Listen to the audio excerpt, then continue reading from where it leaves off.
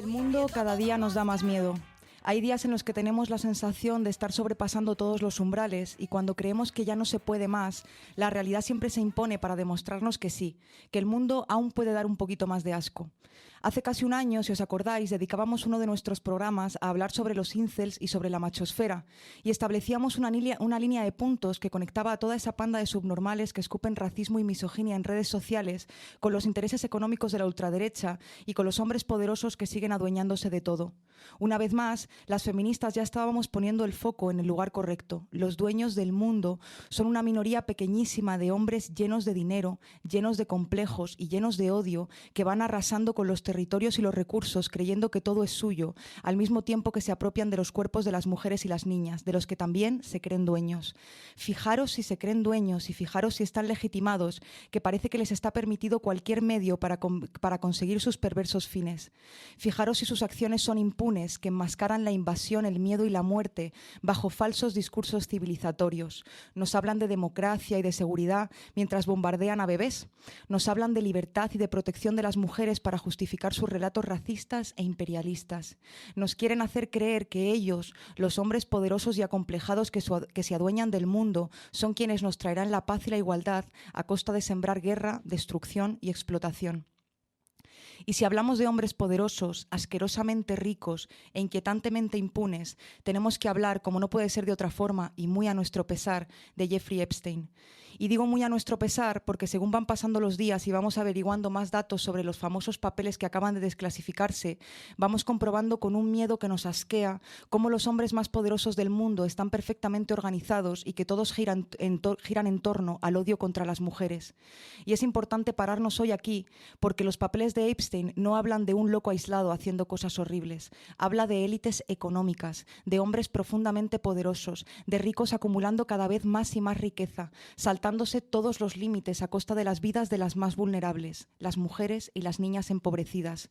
Estamos ante un modelo de poder que naturaliza la apropiación de territorios, de recursos y de cuerpos. Y es que, tal y como señala Rita Segato, hay hombres que son los dueños del planeta, que tienen nombres y apellidos y que muchos de ellos, casualidad, aparecen en los papeles de Epstein. Porque este hombre no operaba en los márgenes del sistema, operaba en su centro, no se movía en la oscuridad, se movía en cenas oficiales, en universidades de prestigio, en fiestas en islas privadas y en círculos financieros internacionales. La historia de Epstein es la historia de la impunidad masculina y del silenciamiento de las mujeres durante años. Y para entenderla tenemos que remontarnos al origen, porque esta historia empezó hace más de 20 años con la denuncia de una mujer. En el año 2006, una madre denunció que su hija menor de edad estaba siendo torturada y violada en la mansión de Jeffrey Epstein, un millonario que a través de su consultoría financiera ayudaba en la gestión de las riquezas de otros multimillonarios. Aquella niña no era la única. Esa investigación descubrió una red de trata y explotación sexual de niñas a las que secuestraban en entornos empobrecidos, les ofrecían trabajo y después las convertían en esclavas sexuales. En aquella investigación, el FBI identificó al menos a 27 niñas que habían sido víctimas de la red de trata. Y esto llevó a Epstein hasta los tribunales, donde fue condenado a 18 meses de prisión por un delito de prostitución de menores del que él mismo se declaró culpable. Para aquel entonces, el fiscal federal del Distrito Sur de Florida le ofreció a Epstein un acuerdo de no enjuiciamiento que le permitió declararse culpable de un solo cargo estatal y que la investigación del FBI concluyera sin cargos federales graves de tráfico sexual. Este fiscal y sus secuaces hicieron creer al juez que dictaba la sentencia que solo había una víctima y escondieron deliberadamente la investigación donde se demostraba que había muchas más, que habían sido secuestradas en hogares de acogida y que tenían entre 13 y 16 años. De los 18 meses de condena, Epstein solo cumplió 13 y además lo hizo prácticamente desde el principio en régimen de tercer grado. Acudía a la prisión solo a dormir y durante el día continuaba impune viajando a su isla privada, haciendo sus negocios y liderando su propia red de pedófilos. El fiscal que negoció la impunidad de Epstein fue Alexander Acosta, que fue también, casualidad, el secretario de Trabajo del gobierno de Donald Trump hasta que dimitió en 2019 cuando el caso volvió a la palestra alegando que no quería convertirse en una distracción. Esta primera condena de Epstein ya lanzó un mensaje claro al mundo y especialmente a las víctimas. Nada hará temblar las estructuras de los poderosos. Los ogros que se comieron el mundo, tal y como cuenta Solán en la canción con la que os dejamos, harán los pactos que sean necesarios para mantener su impunidad intacta. Después de la salida de prisión de Epstein, las víctimas que pudieron y se atrevieron a dar la cara siguieron luchando para desarticular la red de trata que estaba condenando las vidas de cientos de mujeres y niñas, mientras la lista seguía y seguía creciendo. Una de estas víctimas que lideró durante años el movimiento de denuncia fue Virginia Giuffre, quien después de una infancia y adolescencia marcada por la violencia y el abandono y pasando por varias viviendas de acogida, acabó en la calle con 15 años, momento en el que fue captada por Ghislaine Maxwell, cómplice de Epstein y encargada de la captación de menores. Virginia pasó cerca de 2 años y medio bajo el control de la pareja de pederastas hasta que cumplió la mayoría de edad. Durante ese tiempo, tal y como denunció después, fue trasladada entre las diferentes propiedades de Epstein y ofrecida como trofeo a hombres poderosos, entre los que destaca el nombre del príncipe Andrés de Inglaterra. Su testimonio no solo contribuyó a reactivar investigaciones judiciales en Estados Unidos, sino que colocó bajo escrutinio a figuras influyentes del ámbito político, económico y social. Virginia murió en abril de 2025 en Australia. Las autoridades locales informaron que se trató de un suicidio y señalaron que no había indicios de intervención de terceros. Sin embargo, en declaraciones previas a su muerte, Virginia aseguró que esto podía pasarle y que en caso de que así fuera, no se diera legitimidad a la teoría del suicidio porque ella no quería morir hasta no ver a sus agresores pagando por los crímenes cometidos. Hasta la fecha, no se ha aclarado qué pasó con ella. Y de quien tampoco se sabe nada es de Gabriela Rico Jiménez. Esta actriz mexicana fue grabada en 2009 en la puerta de un hotel donde tenía lugar una fiesta privada de la élite poderosa que giraba en torno a Epstein. Visiblemente alterada, Gabriela denunciaba prácticas de canibalismo. Decía literalmente que estaban comiendo humanos. La policía detuvo a Gabriela alegando enajenación mental y desde entonces tampoco se ha vuelto a saber nada sobre su paradero. En los documentos recientemente desclasificados, los archivos de Epstein revelaron que tenía una cuenta bancaria llamada Baal, el demonio babilónico que exige el sacrificio de niños, y en los correos electrónicos se ha señalado el uso del lenguaje de comida como código que utilizaban para referirse a niños y niñas, términos aparentemente cotidianos e inofensivos que ocultaban una realidad profundamente violenta. Queso para referirse a niñas, pizza para referirse a adolescentes, entre otros términos que nos da demasiado asco reproducir aquí. La incansable lucha de un pequeñísimo porcentaje de víctimas siguió presionando hasta que en el año 2019 Epstein fue nuevamente detenido por tráfico sexual de menores, pero antes del juicio, el 10 de agosto de ese mismo año, fue hallado muerto en su celda. Las autoridades concluyeron que se trató de un suicidio, una versión que ha sido cuestionada públicamente, pero que sigue siendo la oficial. Con su muerte, el juicio contra Epstein quedó suspendido, pero su principal cómplice, la ya mencionada Ghislaine Maxwell, continuó con el proceso judicial hasta que en el año 2021 fue condenada a 20 años de prisión. Es la única persona relacionada con el caso Epstein que está en prisión y la única mujer, casualidad también, ¿no? Al no haber ya ningún caso judicial abierto, la jueza del Tribunal del Distrito Sur de Nueva York, Loretta Preska, ordenó la desclasificación de las casi 1000 páginas de documentos relacionadas con el caso, que incluyen una lista interminable de nombres relacionados con Epstein: Donald Trump, Elon Musk, Bill Clinton, Michael Jackson, Stephen Hawking, el Dalai Lama, sí, ese asqueroso de mierda que le chupó la lengua a un niño durante una de sus ceremonias. Los documentos también nombran a nuestro campechano emérito, el rey Juan Carlos, que aparte de ladrón y putero, también parece ser que podía ser un poquillo pederasta, y al expresidente José María Aznar y a su mujer Ana Botella, a pesar de que los medios de comunicación han decidido guardar un silencio atroz que parece querer poner un tupido velo sobre estas revelaciones. La desclasificación de estos archivos ha demostrado que durante años Jeffrey Epstein lideró una red de explotación sexual de menores y la información es tanta y tan escalofriante que cuesta creer cómo esto pudo estar sucediendo durante tantos años. Las investigaciones demuestran los tratos de favor que la cúpula de Epstein tenía por parte de la policía aduanera de Estados Unidos, que les permitía entrar con bebés y niñas secuestradas de todas las partes del mundo y trasladarlos a su isla privada en el Caribe. Una isla llena de estancias del horror, con túneles subterráneos y con trabajadores y trabajadoras que firmaban contratos de confidencialidad. Epstein tenía un jet privado que se llamaba Lolita Express, que acumulaba más de 600 horas de vuelo, el equivalente a varias vueltas completas al planeta, donde se trasladaba a niñas y a pedófilos de una parte a otra del mundo. Lo de Epstein es importante y debería ocupar todas las portadas y todas las agendas políticas, porque describe a la perfección cómo opera la red que conecta a los poderosos. Hay investigaciones que apuntan a cómo las fiestas privadas de pederastas servían para después chantajearles y extorsionarles en función de los intereses del gobierno israelí, por ejemplo. Casualidad. Imaginaros que hubiera salido a la luz que el dirigente o los dirigentes de varios países del sur global tienen redes de explotación sexual de menores. ¿Cuánto hubieran tardado los líderes occidentales en rasgarse las vestiduras y pedir justicia? Sin embargo, cuando se trata de los multimillonarios occidentales, todo el mundo parece guardar silencio. No vaya a ser que se les caiga el relato y descubramos que el verdadero peligro son ellos, los hombres asquerosamente ricos, que se van despojando de toda empatía porque ya no saben qué hacer con su asqueroso dinero y que lo utilizan para justificar la ruptura de todas las reglas de la moralidad. Y todavía hay gente que no se cree que esto pudiera estar sucediendo, y es normal, porque todo esto es demasiado cruel y demasiado perverso, pero si lo piensas, tampoco está tan alejado de la realidad. Hace pocos días saltaba la noticia de que un hombre, en Murcia, había tenido durante 2 años secuestrada a una mujer en su garaje a la que había convertido en su esclava sexual. Detenían también hace pocos días en Madrid a un hombre que se grababa agrediendo sexualmente a su hija de 7 años y difundía el contenido en páginas pornográficas. Todos los días, a todas las horas, en todos los lugares del mundo, hay hombres que pagan por violar a niñas y mujeres en prostíbulos. ¿De verdad resulta a estas alturas tan inverosímil creer que un grupo de hombres ricos hayan torturado a niñas durante años? Epstein y toda la panda de pedófilos que aparecen en sus documentos tienen dinero, tienen contactos y tienen poder. Sin embargo, la cultura de la pedofilia no se sostiene solo con dinero. Se sostiene además con la protección del entorno, con la complicidad y con el silencio. Se sostiene a base de deslegitimar el testimonio de las víctimas, de silenciarlas y de romper sus almas cuando aún son pequeñas. Y esta cultura no nace en las grandes élites, nace en la cotidianidad, en la familia, en un sistema cultural que normaliza el abuso de menores, en todo un ejército de hombres que se creen legitimados para tocar a las niñas, que han erotizado los cuerpos de las niñas a través de la pornografía y que se mantienen ocultos bajo el silencio de la familia o bajo el anonimato de las pantallas, como Juan Antonio, por ejemplo, del que habla Laza en la siguiente canción. Y es que lo único que separa a los Juan Antonio de los Epstein es el dinero. La cultura pedófila de la que beben todos, sin embargo, es la misma. Después de esta introducción hay una idea que creo que ha quedado bastante clara. Una vez más, y como las feministas estamos cansadas de repetir, los agresores, los pederastas en este caso, no son monstruos, no son casos excepcionales, no son fallos del sistema.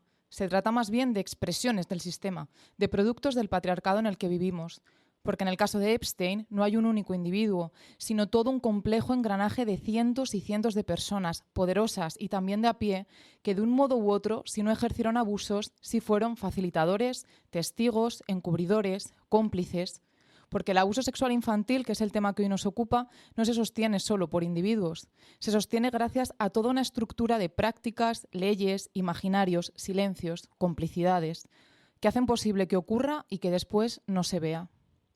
Siguiendo el marco feminista que habla de cultura de la violación, es posible, por analogía, extender este análisis a cómo determinadas prácticas culturales normalizan, sostienen y encubren los abusos a menores bajo lo que podemos nombrar como cultura de la pederastia. Durante esta sección del programa de hoy vamos a tratar de explicar qué es la cultura de la pederastia y cómo opera, y a revisar cifras y datos para poder entender la magnitud del problema al que nos enfrentamos. Y para ello volvemos a repetir. El ASI, siglas de abuso sexual infantil, no es un monstruo anómalo. Es una violencia terriblemente extendida, mayoritariamente cometida por personas cercanas, por hombres más bien, que traspasa fronteras, culturas y clases sociales, que no ocurre en callejones oscuros ni en furgonetas que conducen extraños que ofrecen caramelos. Ocurre dentro del hogar y en los hogares de confianza y en colegios, en extraescolares, en parroquias. Hablar de violencia sexual infantil y hablar de cultura de la pederastia es hablar de silencio y de impunidad. Y mencionando las parroquias, aquí tenemos el ejemplo perfecto para explicar esa impunidad. En España y fuera, en los últimos años, se han sucedido las denuncias por pederastia dentro de la Iglesia Católica y la respuesta de la institución religiosa ha sido siempre la misma: silencio y protección y traslado del pederasta a otro lugar. En España, donde escasean los datos oficiales acerca de los abusos cometidos por la Iglesia, un informe independiente encargado por el defensor del pueblo estimó que casi 500.000 de personas adultas afirman haber sufrido abusos sexuales en el ámbito religioso cuando eran menores. Por el contrario, los registros internos de la Iglesia Católica han reconocido desde 1945 hasta hoy menos de 1.000 casos documentados. Esta enorme brecha entre lo que las encuestas sociales sugieren y lo que las instituciones admiten no es casualidad. Habla otra vez de décadas de silencios, de despachos que priorizaron la reputación sobre las víctimas y de un sistema que históricamente protege a los abusadores y no a quienes sufren la violencia. A esto es a lo que nos referimos con impunidad estructural. Esto es la cultura de la pederastia. No es una conspiración secreta, es algo mucho más banal. Es la normalización. Porque el abuso sexual infantil no se sostiene por la fuerza, se sostiene por el silencio. Silencio de las familias, silencio de las instituciones, silencio social. Cultura de la pederastia es todo el entramado de redes de poder, de instituciones y de individuos que protegen a los agresores. Lo vemos con el caso Epstein, lo vemos con la Iglesia, pero también lo vemos en escuelas, clubes deportivos, hogares. Así que no basta con señalar a los depredadores, hay que señalar la cultura que los protege. Y con esto voy a los datos. A finales de 2024, hace algo más de un año, UNICEF estimaba que más de 370 millones de niñas y mujeres vivas en la actualidad, esto es 1 de cada 8, han sufrido violencia sexual antes de los 18 años. La cifra se eleva aún más si se tienen en cuenta formas de violencia como el abuso verbal y el abuso online. En estos casos, las estimaciones llegan hasta los 650 millones de niñas y mujeres afectadas en todo el mundo. Es decir, que esta violencia la sufren 1 de cada 5 niñas. Según muestran los datos, la violencia sexual contra la infancia traspasa fronteras geográficas, culturales y económicas, pero por supuesto, en los entornos vulnerables el riesgo es mucho mayor. Es necesario recordar que en los territorios en conflicto, en población desplazada, en aquellos lugares en los que la violencia está instaurada, el abuso se convierte a menudo en arma de guerra. Y esto, desde luego, nos daría para otro programa, igual que, por ejemplo, el matrimonio infantil, un tipo de violencia a la infancia instaurada todavía en muchas partes del mundo. En fin, es que es un tema tan insoportable como inabarcable. Si nos centramos en el caso de España, los datos muestran que entre el 15 y el 20% de las personas residentes han sido víctimas de ASI antes de los 18 años. Las víctimas son mayoritariamente niñas. Según las estadísticas, de cada 4 menores abusados, 3 son niñas y 1 es varón. Solo en 2023 se presentaron 9.185 denuncias por delitos contra la libertad sexual contra niños, niñas y adolescentes. Aunque se trata de una cifra que representa una pequeñísima parte de la realidad, ya que muchas veces estos delitos ni siquiera llegan a denunciarse. Save the Children estima que en España solo se denuncian el 15% de los casos. Las víctimas que llegan a denunciar, además, deben revivir los hechos una y otra vez en un proceso de revictimización terrible. Contarlo a la familia, contarlo a la justicia, contarlo a los profesionales de la salud, para, por supuesto, en muchos casos, encontrarse con falta de apoyo, con cuestionamiento, con silencio, con ausencia de justicia, con impunidad del agresor. En cuanto a los abusadores, el espectro ocupa desde los poderosos miembros de las altas esferas, como hemos visto con el caso Epstein, hasta padres, padrastros, abuelos, hermanos, primos, tíos, profesores, sacerdotes, entrenadores, hombres cercanos, de confianza, que forman parte del entorno del menor. Y hablo en masculino porque en este aspecto los datos son tajantes. Según el estudio más reciente de The Save the Children, en el año 2025, el 98% de los agresores son hombres. Y en 8 de cada 10 casos se trata de una persona conocida por la víctima. En el 41,8% el agresor forma parte del entorno familiar. En un 38,7% los hombres son conocidos no familiares, como por ejemplo amigos de la familia o profesionales que trabajan con la infancia. Y en el 19,5% restante el agresor es desconocido, aunque esta cifra ha aumentado 2 puntos en comparación con el informe previo. Pero para explicar en profundidad la cultura de la pederastia, además de hablar de desprotección, de silencios y de cómplices, de falta de justicia y de impunidad, es necesario hablar de otra problemática sumamente inquietante: la erotización de la infancia. En el patriarcado, lo juvenil, y directamente lo infantil, se convierte en ideal sexual. La cultura de la pederastia está directamente relacionada con la misoginia porque el patriarcado erotiza la vulnerabilidad. La juventud y la infancia, la dependencia, la inocencia, la sumisión. Se erotiza a las mujeres infantilizándolas. Por eso hay cierto ideal en la mujer con voz aniñada, con comportamiento pueril, inocente, vulnerable, con estética y actitud infantil, con cuerpo sin vello, sin líneas de expresión, sin edad. Y esto no es casualidad, es la lógica del poder sexual. Lo mismo ocurre al contrario, la sexualización precoz de la infancia. La imposición de códigos y estéticas adultos sobre cuerpos infantiles a los que se atribuye valor sexual.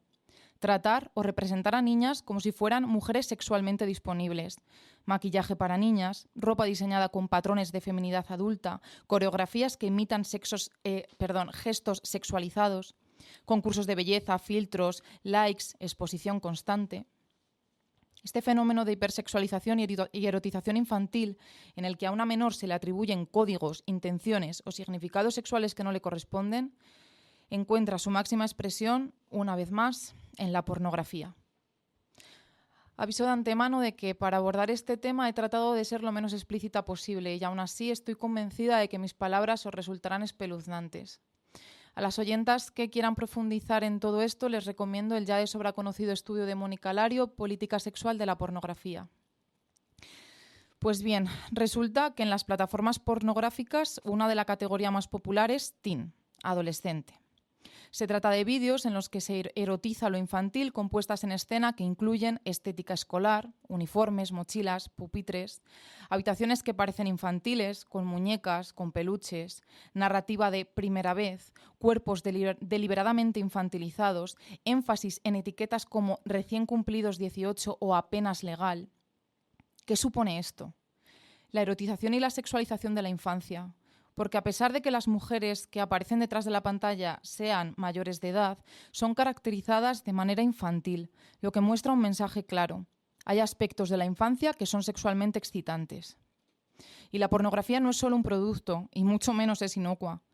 Está funcionando como una pedagogía, enseñando qué cuerpos son deseables, qué dinámicas son excitantes, qué prácticas pueden normalizarse.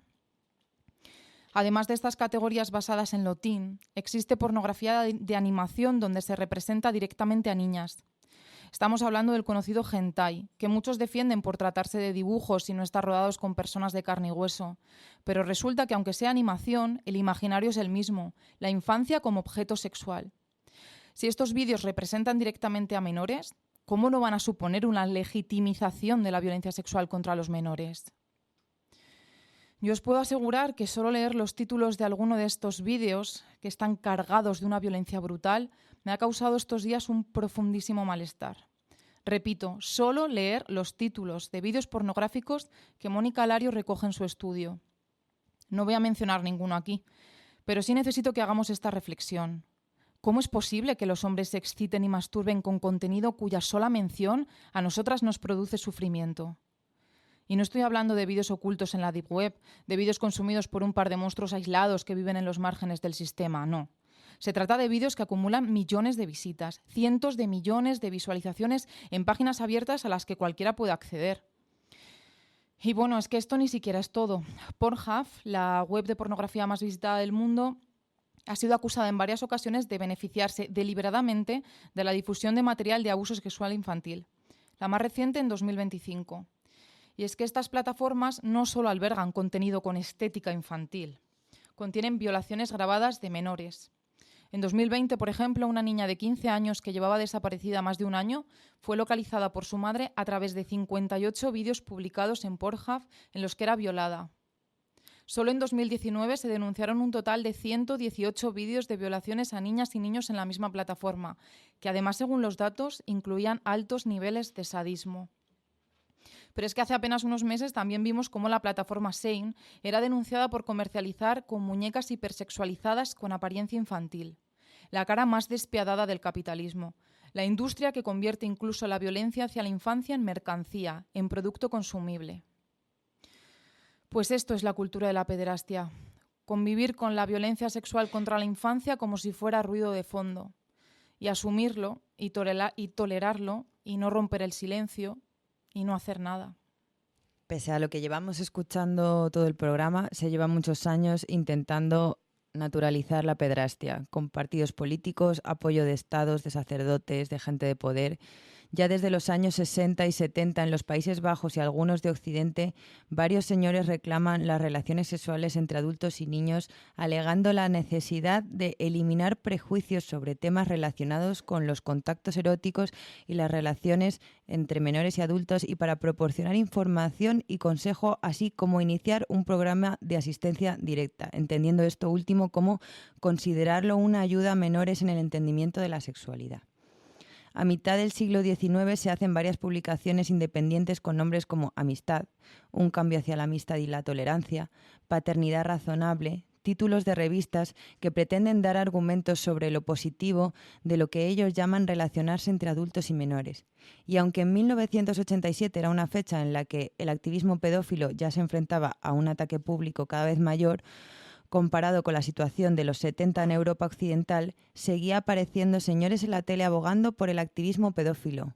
De hecho, se podía ver cómo se animaba a que los pedófilos salieran del armario, como si de una orientación sexual se tratara. Ahora resurge en el debate político llamándose Movimiento MAP, Minor Attracted Person, o Movimiento Activista Pedófilo, o también puede llamarse MOP, Movimiento de Orgullo Pedófilo. Como ya podíamos deducir, estos movimientos reclaman que se ha normalizado y legalizado queriéndose amparar en el movimiento LGTB para ser considerados pedosexuales o child lovers, como si amar a niños, niñas tuviera algo que ver con planteamientos sexuales. Aquí también existe el uso de simbología y analogías, como nos contaba Eli en los correos de Jeffrey Epstein. Esta forma frívola en la cual a través de colores y figuras se refieren los pedófilos a sus preferencias en referencia a las personas menores de edad según su sexo o su estado de maduración.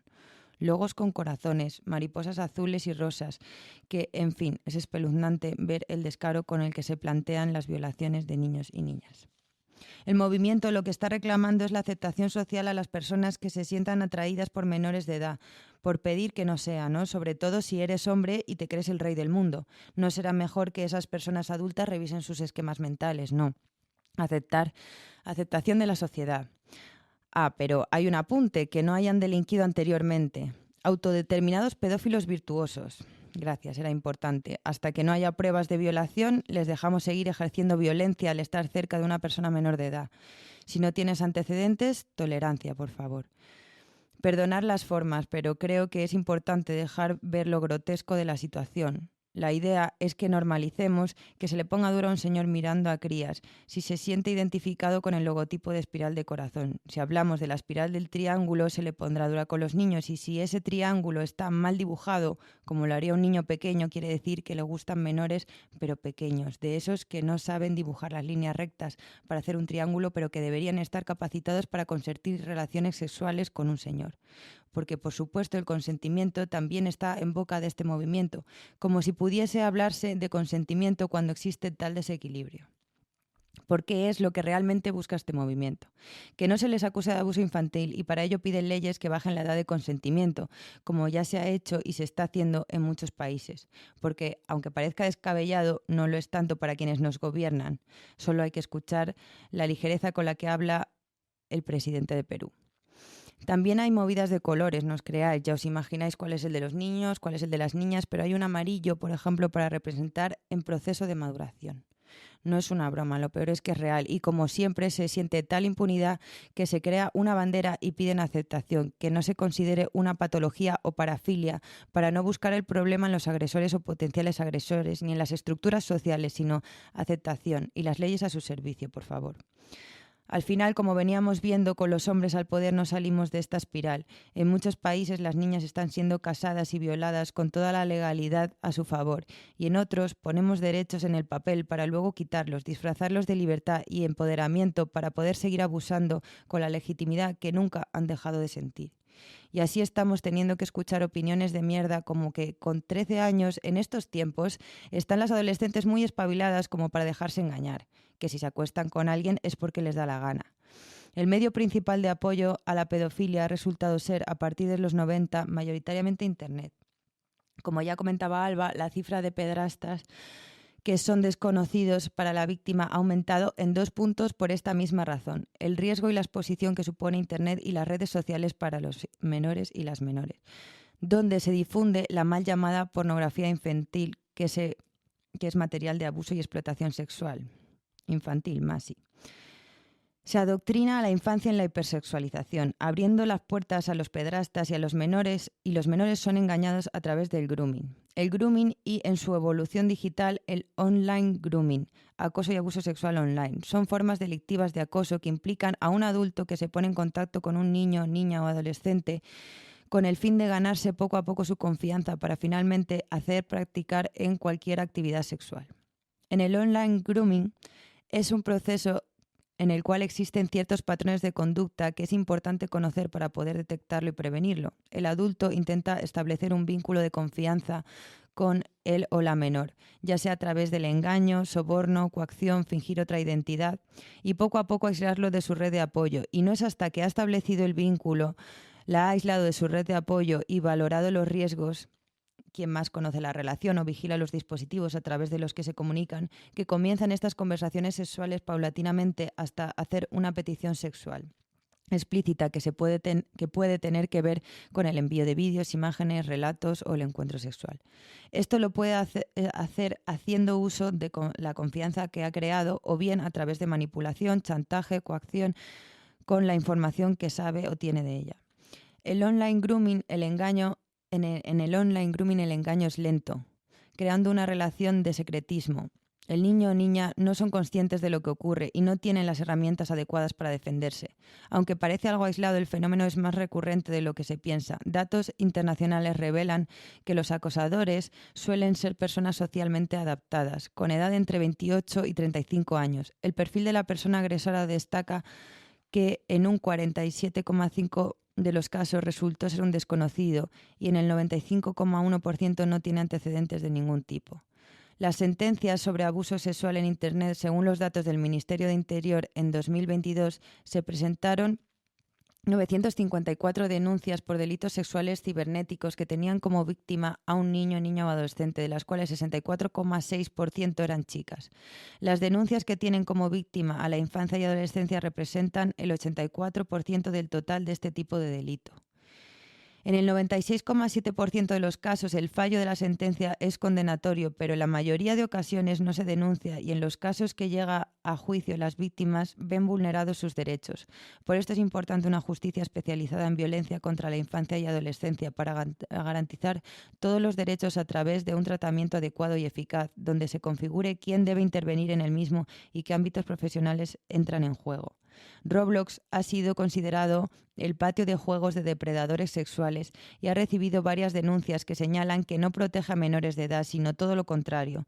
Les convierte un entorno especialmente sensible al acoso y la pedrastia. Roblox es el juego favorito de la juventud española, uno de los espacios con mayor interacción entre jóvenes. Se trata de una plataforma multijugador, un ecosistema online en el que sus herramientas ofrecen la posibilidad de crear espacios inseguros. Por esto, ya ha sido prohibido en otros países. A simple vista, tú te metes a jugar a Roblox y es una fantasía ver la variedad de juegos donde puedes hacer snow, jugar a El suelo es lava, típico juego de plataforma con tus amigas. Lo mejor viene cuando como adulta intentas chatear y no puedes porque dice Roblox que tienes que ser mayor de 38 años. Te pide una foto que no pasas con 30 años, entonces piensas que el juego no puede tener mayor peligro. Pero la realidad es que sí, que los depredadores buscan saltarse los filtros internos de la plataforma. Contactan con niños y niñas y los llevan a otras aplicaciones externas o aprovechan la libertad de movimiento en los juegos para el grooming. ¿Cómo es que se da esto? Bueno, pues Roblox en un día se crea más de 500.000 de juegos. Por ejemplo, juegos Cóndor o Soft Cóndor que te permiten hacer experiencias para mayores de 18. No parece nada explícito, pero vas encontrando simulaciones escondidas que son casi indetectables para el mismo Roblox. Al igual que dentro de estos juegos se pueden crear chats sin censura. Cuando hablamos de juegos Cóndor, hablamos de juegos de apariencia normal, pero que sus creadores usan un vacío legal para simular actos violentos para la infancia. Puedes estar caminando con tu personaje por un escenario del juego, subir unas escaleras que te llevan a una puerta, ahí vas entrando a habitaciones aparentemente normales hasta que hay animaciones sexuales que una vez que van entrando otros servidores y está activo el chat sin censura, se puede llegar a crear escenarios realmente violentos. Y más teniendo en cuenta que los moderadores de esos juegos que han creado tienen herramientas bastante turbias. Pueden meterte en una jaula, en la cama, atarles, hacer parecer que están diciendo cosas que no están diciendo en el chat, o ofrecer skins sexualizados para ponerte. Comandos que te alargan el pene, las tetas, simulan eyaculaciones. También existen los juegos privados o juegos a los que accedes con Roblox, el dinero del juego, que es otro gran tema. Estos juegos son creados por gente que no tiene que tener unos grandes conocimientos de programación de base y que se ha acostumbrado a que les borren cuentas y juegos, pero van sofisticando la ocultación de este contenido hasta poder hacerlo durante un mes, o si son 5 días, ya son 5 días en los que los menores han estado expuestos a este riesgo. O sea, siempre, teniendo en cuenta la cantidad de juegos creados al día. Obviamente los desarrolladores de juegos dentro de Roblox ganan dinero por crear juegos, por lo que finalmente Roblox los está recompensando por crear juegos con este contenido. Da igual cuántas cuentas les banen porque en 2 días ya tienen otras cuentas con otros juegos creados. También es importante mencionar que Anonymous es un grupo de hackers que, entre otras cosas, lleva años persiguiendo y desmantelando a pedófilos por Internet, que podemos proteger la integridad física y salud emocional y mental de la infancia, ejerciendo un control parental en los dispositivos de los y las menores, y cabe recordar que más del 50% de los casos son las madres las que dan la voz de alerta. No son pocas ni poco profundas las secuelas que deja el abuso sexual infantil en las víctimas, según los resultados de un estudio de 2023 sobre las consecuencias de ASI en la vida adulta. Se evidencia que el ASI se asocia de forma determinante con clínica en la etapa adulta, que incluye ansiedad, trastornos del estado de ánimo, quejas somáticas, abuso de sustancias e ideación suicida. La psicopatología es más grave en contexto intrafamiliar, dado que la ruptura de confianza y apego resulta traumática. Aún así, no existe una psicopatología unívoca que pueda construir un síndrome posabuso. Bueno, después de soltar un poco de rabia con este trocito de Mala, canción de La Reina Mora, vamos con Lau y las opiniones de mierda. Hola compañeras, pues bueno, yo os he traído creo que las dos opiniones de mierda más comunes en escuchar a este respecto, así que bueno, vamos con la primera, que vendría a ser algo así como pues que es que ellas, las chicas, son más maduras y es normal que busquen en hombres más mayores porque hay chicas muy maduras para su edad. Bueno, primero de todo, creo que aquí lo que hay que hacer es mover el foco, ya que la cuestión no debe ser la madurez de las jóvenes que se ven involucradas en relaciones sexoafectivas con hombres mayores y que, hablando de menores, ni siquiera podemos hablar de relaciones sexoafectivas, sino directamente de abusos. Así que yo traigo otra pregunta. ¿Por qué alguien con décadas de experiencia vital necesita relacionarse íntimamente con alguien que apenas está empezando a construir su identidad? Cuando hablamos de diferencia de edad y de sexo, hablamos de diferencias de poder. Esto vamos a analizarlo un poquito más adelante. Por otro lado, me resulta inevitable preguntarme a qué llamamos mucha madurez. Cuando una persona joven parece muy madura, muchas veces lo que hay detrás no es madurez, sino adaptación a entornos difíciles. Especialmente en víctimas de trauma es común encontrar hipermadurez aparente, alta complacencia, necesidad de aprobación y búsqueda de figuras protectoras. Esto aumenta exponencialmente la vulnerabilidad frente a los adultos. Que una menor busque validación en un adulto puede ser comprensible desde su desarrollo. Que un adulto responda sexualmente a esto no lo es. Y por último, tenemos claro que mucha madurez no es suficiente para flexibilizar ciertos criterios legales destinados a proteger a la infancia, como la prohibición de conducir, de comprar y de consumir drogas, como alcohol o tabaco, jugar en casinos o trabajar sin permiso de sus madres y padres. Si tenemos claro que debemos proteger a la infancia a pesar de su madurez, ¿por qué de repente, cuando hablamos de amor entre muchas comillas, parece que todas las líneas rojas se desdibujan, cuando además ya sabemos que las relaciones heterosexuales son precisamente el lugar más peligroso para las mujeres? Cuando alguien dice que una menor es muy madura para su edad, lo que está diciendo en realidad es que un adulto no está respetando los límites que debería. La madurez de un o una menor jamás convierte en adecuado el deseo de un adulto. Y bueno, la otra que os traigo es que el amor no tiene edad. Bueno, lo primero que hay que dejar claro ante esta afirmación es que si el amor no tuviera edad, veríamos este fenómeno en ambas direcciones con la misma frecuencia. Pero la realidad no es esta, y esto nos habla de poder, no de amor. Como ya sabemos, no podemos conceptualizar fenómenos estructurales como hechos aislados, porque diluiría cualquier posibilidad de análisis y crítica estructural y sistemática. Por lo que aquí el debate no es si hay o no amor, sino la asimetría de poder que se da en este tipo de relaciones, que en su inmensa mayoría son de señordos mayores con chavales y chavalas y no la inversa. El amor no tiene edad, pero el poder sí la tiene. Y cuando el poder está desequilibrado, el riesgo de daño a quien no lo tiene aumenta. Puede haber sentimientos, claro que sí, pero que existan sentimientos no significa que la relación sea ni sana, ni justa, ni ética. Cuando analizamos este fenómeno es imprescindible tener en cuenta varias cosas. Por un lado, lo común es encontrar hombres mayores con muchachas o mujeres muy jóvenes, es decir, que sumada a la opresión por sexo se suma la opresión por poder a varios niveles, más edad, más experiencia y con alta probabilidad más recursos económicos, además de mayor desarrollo cerebral simplemente por edad y mayor estatus social. Es decir, aumenta aún más el desequilibrio en las relaciones heterosexuales, que ya de por sí se encuentran desequilibradas simplemente en base al género. ¿Por qué casi siempre es el hombre mayor con una mujer joven? Analicemos los factores socioculturales. Por un lado, la socialización masculina encuentra estatus asociada a la juventud femenina, así como la validación sexual por el acceso a mujeres jóvenes y a niñas. Es decir, valida y refuerza mayor estatus del hombre cuanto menor sea su pareja afectivo-sexual. Por otro lado, la socialización femenina lleva implícito el valor asociado al atractivo y a la aprobación masculina, que sumados al aprendizaje de complacer y admirar a la autoridad, nos coloca en una posición muy vulnerable a las chicas ante el contexto de que un hombre mayor nos elija. La cultura amplifica o modula estas tendencias hasta normalizarlas, logrando así invisibilizar la asimetría, ya que naturaliza las normas de género. No es amor hacia la persona joven, sino amor hacia lo que representa, admiración, control, validación y, sobre todo, ausencia de cuestionamiento. Todas estas relaciones se viven como una excepción. La nuestra es diferente. Precisamente esta sensación de ser especial es uno de los mecanismos que facilita dicha desigualdad. Cuando hay una asimetría relacional tan fuerte, no podemos hablar de consentimiento como libre elección. Ya llevamos tiempo hablando sobre el consentimiento viciado y para entenderlo en este contexto vamos a hablar de desarrollo neurobiológico. Esto no es moralismo, es ciencia. El cerebro humano, especialmente la corteza prefrontal, sigue madurando hasta los 25 años aproximadamente. Las áreas relacionadas con la evaluación del riesgo, la impulsividad, la toma de decisiones a largo plazo y la regulación emocional no están plenamente desarrolladas en la adolescencia y primera juventud. Mientras tanto, un adulto de 35 a 50 años tiene más experiencia manipulativa posible, mayor capacidad de anticipar consecuencias y mayor control del contexto. Esto crea una desventaja estructural. No es que una persona joven no pueda querer, es que la otra persona tiene mucha más capacidad de influir en lo que esa persona joven cree que quiere.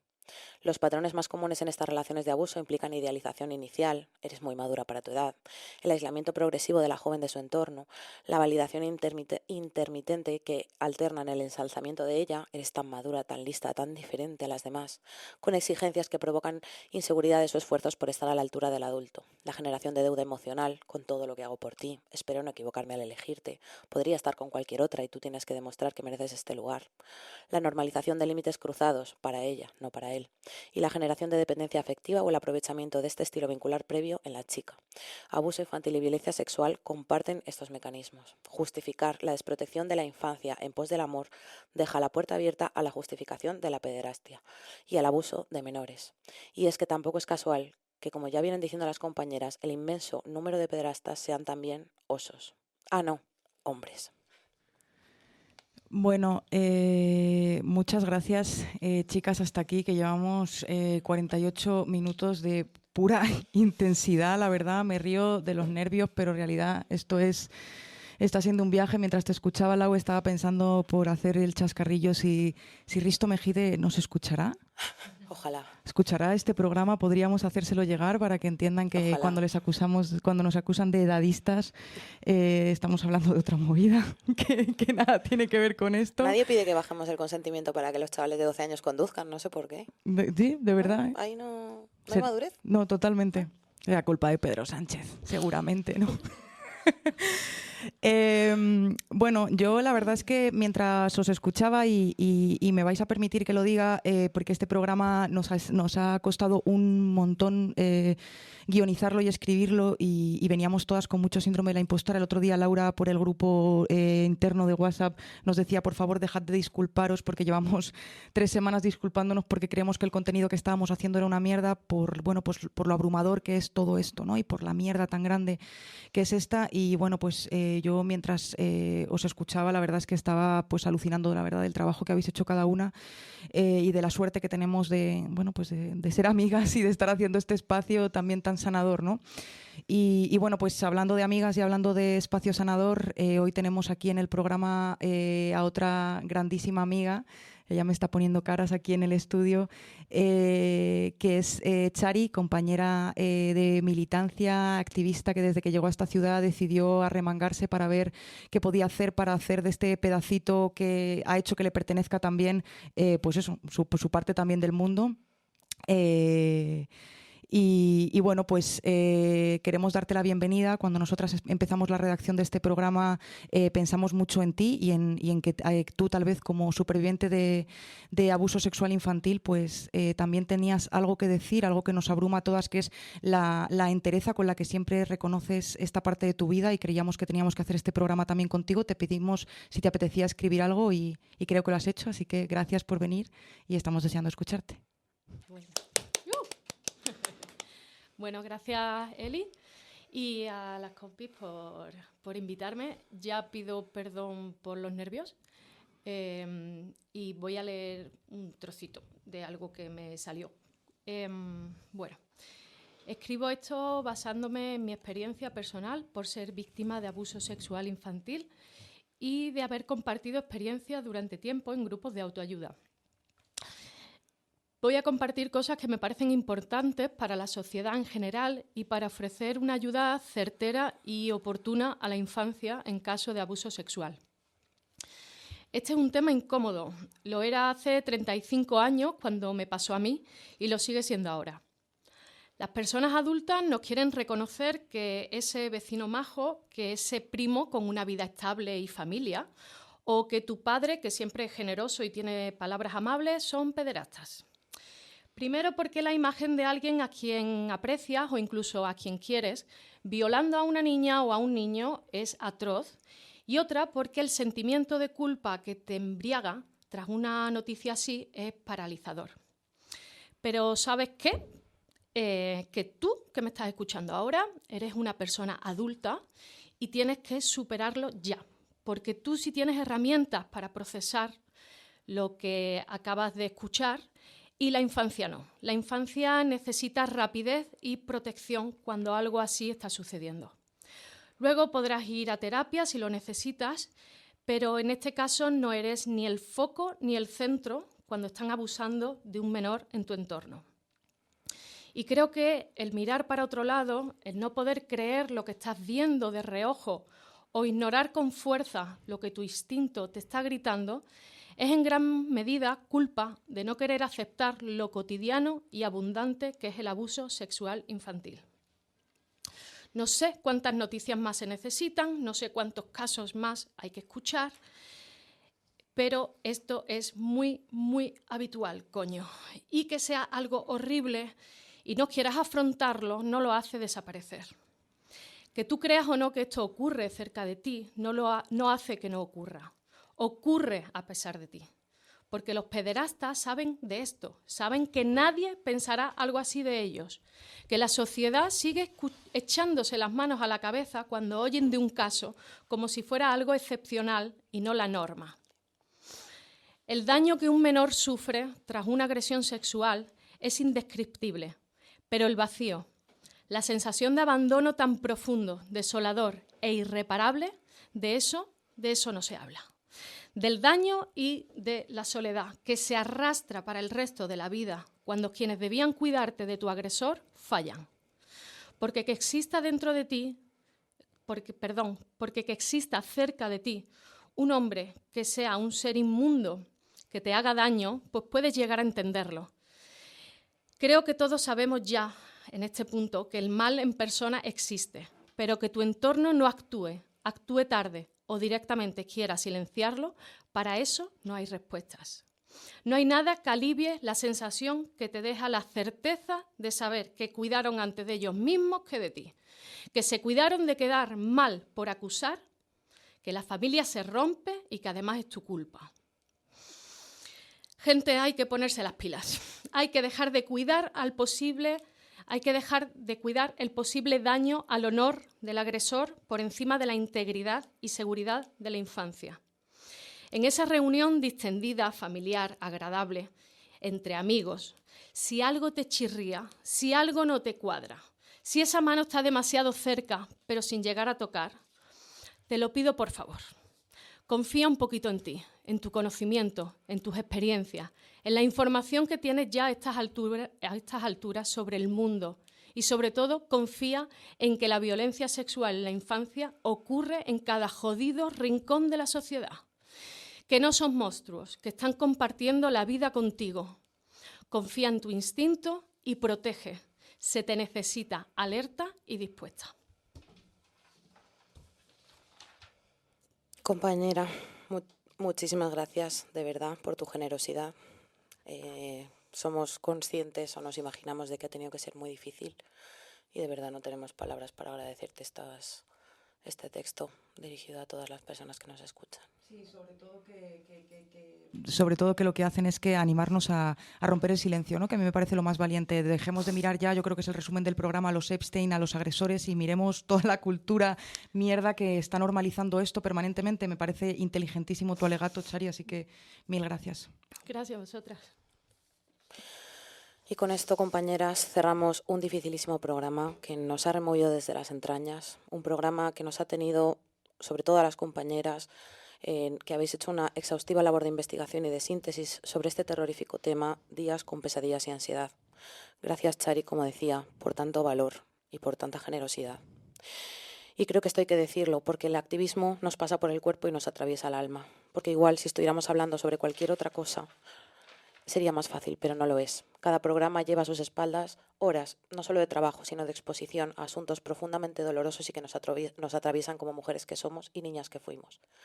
Y por esto, días como hoy, quiero agradeceros profundamente, compañeras, que estáis aquí con todo el corazón, la pasión y la entrega que ponéis en vuestro trabajo, porque no es gratis para nuestra salud mental y acarrea costes personales. Así que gracias. Para terminar, a quienes nos escucháis, deciros que en la descripción de este programa os dejaremos una breve guía sobre cómo actuar en caso de que tengáis la sospecha o la confirmación de que alguien a vuestro alrededor está sufriendo abuso sexual infantil. Como ya ha dicho Chari y ha dejado muy claro, la sospecha es suficiente para actuar. Tenéis toda la información en nuestra descripción. Y para terminar, os recordamos que nos estáis escuchando y seguimos sonando el último sábado de cada mes a las 12 en Onda Cabanillas, la 107.0 de la FM, y que podéis escucharnos en la plataforma iVoox, en nuestro canal y en el de Onda Cabanillas. Tampoco queremos cerrar este programa sin agradeceros una vez más a vosotras, todas las que nos acompañáis desde vuestras casas, siempre en primera fila, que nos dais la fuerza para seguir adelante y no dejar de hacer programas, incluso aquellos tan difíciles como este. Gracias por el impulso y la fuerza, compañeras. Y nos despedimos dejándoos con la nana del silencio, que es también un recurso muy útil para la prevención del abuso sexual infantil.